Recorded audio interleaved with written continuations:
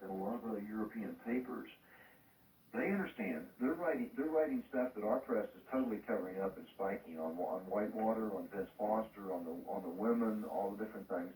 And people around the world are laughing at America. I remember, I travel abroad a lot, and I read a lot of the international press, and I remember we were the laughingstock of the world when Jimmy Carter was president. People looked at us and said, how can you Americans let a buffoon like that be president of the United States?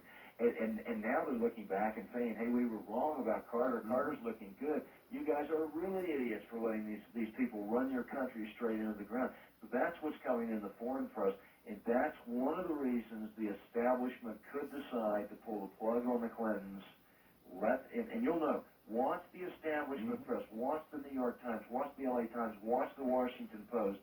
If they begin to level both barrels at the Clintons, then you'll know the decision has been made. They've decided to pull the plug. Look, they pulled the plug on George Bush. George Bush is total establishment, and they pulled the plug on George Bush. And you knew it when David Rockefeller came out in the New York Times with an editorial in August of '92 saying, and now get this, would you believe this, quote unquote, the only man we can trust in the election is Bill Clinton.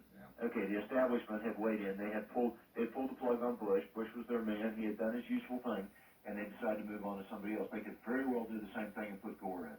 And then watch to see who the establishment tries to put up as a Republican candidate. I got to say this is very important. There's no real difference between the Republicans and the Democrats. They're Socialist Party A, they're Socialist Party B. They compete with one another so you can tax the most, spend the most, control us the most.